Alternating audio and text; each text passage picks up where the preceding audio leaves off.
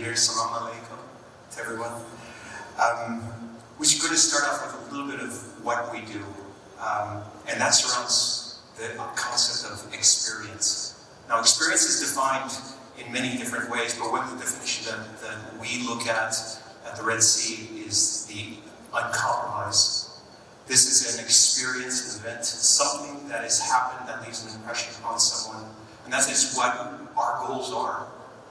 And that can hold many different forms. You have the human experience, where you have the human contact, but in the back end of that, there is data.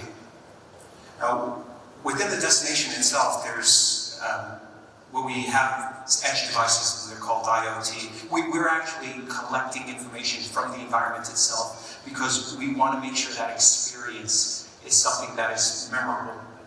So, information about the environment, understanding what's happening with coral, understanding what our electric vehicles, our EV chargers are doing, understanding what the air quality is, understanding what the temperature is within the destination.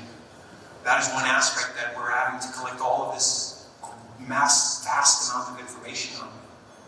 So what we see is that we're collecting all of this information, and some of that information is real time. So we need to have this information right now. Other than we can essentially, put into a specific place and take a look at it in minutes, hours, days. So what we're seeing is we're seeing all of this information, and we're seeing that we're having to essentially make sure that that information is as close to the source of analysis that we possibly can get. And when I talk about analysis, I mean these next generation sort of technologies that are coming out. When people think about AI, they hear in their minds chatbot, right?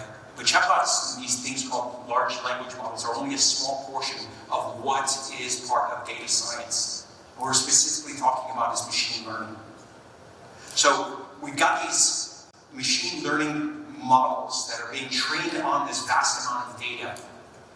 And essentially they're doing what humans potentially can't do, and that is look at the data and see patterns within this data.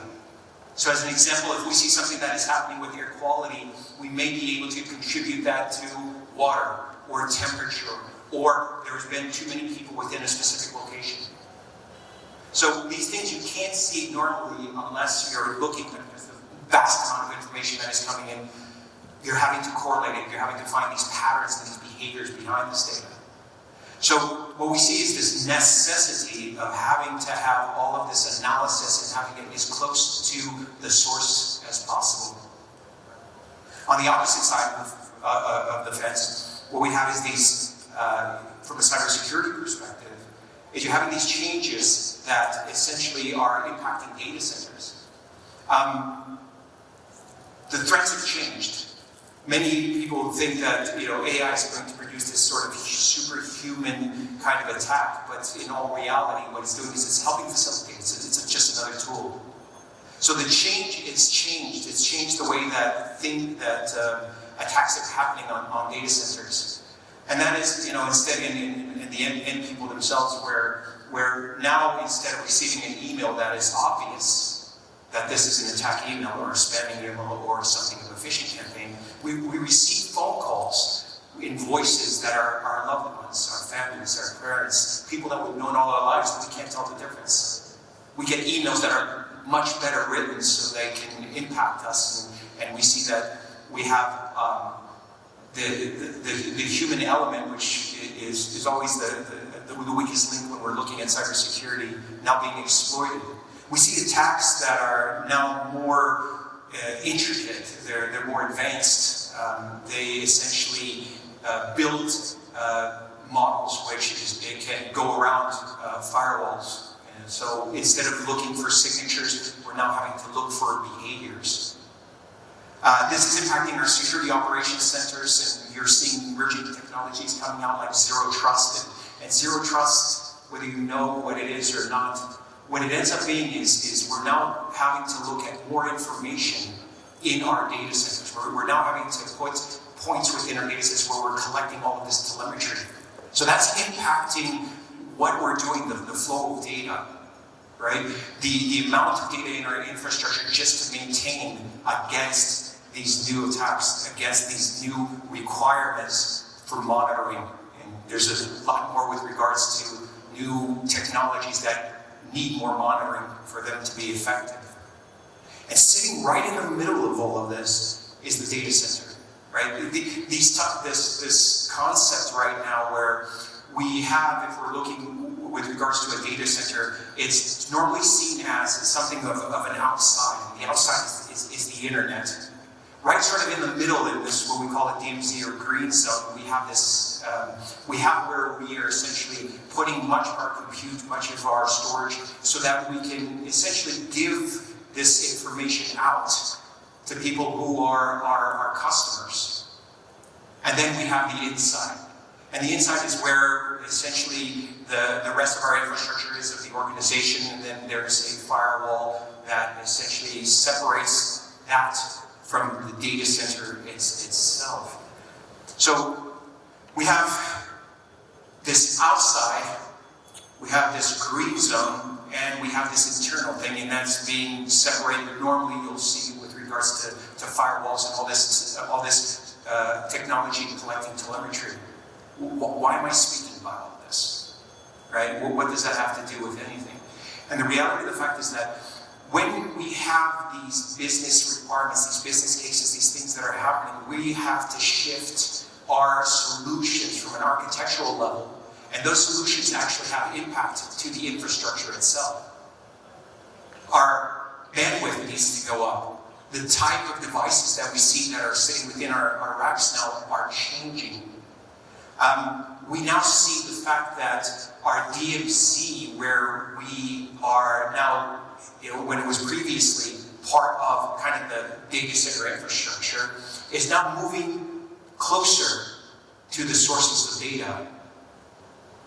And those sources of data are now very, very, they require, for us to do what we need, a lot of power. They require things such as GPUs. They require things such as somewhat of advanced monitoring. They require things that absolutely absorb all of this data, transform this data, and upload this data to a certain place. And normally what you see is, you see this place being the final step, and that is the cloud. So when previously we were looking at data center designs, they were in a single source, right? They were the monolithic in one place, and this is specific to service providers. Where the environment and the business itself has actually changed when we're talking about giga projects because of the requirements to be closer to these sources of data. The requirements of being closer or being able to have the compute distributed at this point. And the power sources and sources of the new technologies that need to be in. Cybersecurity, again, on the opposite side, has changed the environment and the impact on data centers to where we're having to now build more infrastructure to be able to handle the additional requirements necessary to be able to monitor these systems. Again, when we look at it previously, we're looking at things such as what we call signature-based. And the concept here was that some location, if you bought your firewall from vendor A, B, and C, they would be doing analysis on the back end, and they would say, there's this new malware that has come out, and this malware is going to affect your systems, and now we're going to download the signature like a thumbprint. And that was simple. You would download it to the firewalls, and the firewalls would then start taking a look, seeing has the signature matched.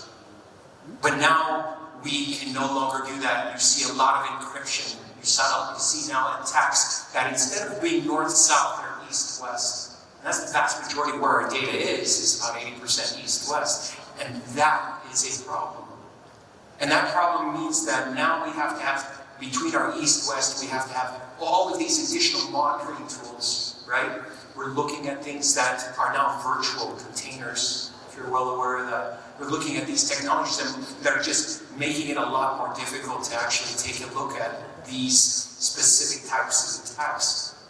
But unfortunately, on the opposite side of this is required. And it's required because we need a flexible and dynamic and scalable way to actually be able to analyze all of this information and close to the source. So Previously, when we saw the data center, it was monolithic. Everything was contained within one side. Now, what we're seeing is that green zone, that DMZ that actually services our customers, no longer is part of that monolithic structure, but is actually moving closer to where the source of data is. And so it's all of its compute and storage and requirements. We're seeing that the infrastructure now is kind of being broken apart because we're now using cloud-based solutions as well to give us some of these resources. I mean, I think a lot of us has figured out already that it's fairly cheap to store information in the cloud. Very cheap. And so then we have, on the back end of that, we have cybersecurity that is trying to fix all of this, trying to keep it all in one single point, and trying to keep it under a single sort of glass, right? So that when they're looking at the environment, they're not seeing the green zone or DMZ, they're not seeing the cloud, they're not seeing the data center, they're just seeing one big solution and they're having to manage it. All of this has made an impact onto our data centers. We can't think of them exactly the same as what we used to. It's just one location. We put all of our things, all of our data into this location. We can no longer think because of things such as data privacy, right? We're not thinking because of the regulatory requirements, some of the sovereignty laws that are within the Kingdom of Saudi Arabia that are at this point even shifting, right? Those that are very close to this will see that NCA, ECC has now shifted the data sovereignty aspects over to MDMO, which is data management. And it's now setting this series of flux. All of these aspects actually have impact as to how we're working with the data center, our requirements of what a data center is. And so when we're looking at data centers, we're looking at the business cases first. What do we require? And where we're going to be able to essentially have that solution. And it isn't a one-stop shop anymore. Right? We're looking at edge compute. We're looking at local, from a regulatory perspective, things that we can't take out of the Kingdom of Saudi Arabia. And then we're looking at cloud for things such as potentially some compute, because they're probably the only ones that have GPUs at this point in time. Right? So all of these things have now shifted the infrastructure, the links between it, the MPLS, all of the things that we need as clients for solutions to our problems has now shifted the entire environment to something completely different. And if we continue to go this path, right, I see this kind of emergence of where edge compute is going to become so much better, so much more necessary, having so much more compute and storage and power at the edge. We're going to be able to do that real time so that, again, we can offer our customers the best experience. Thank you. Thank you so much.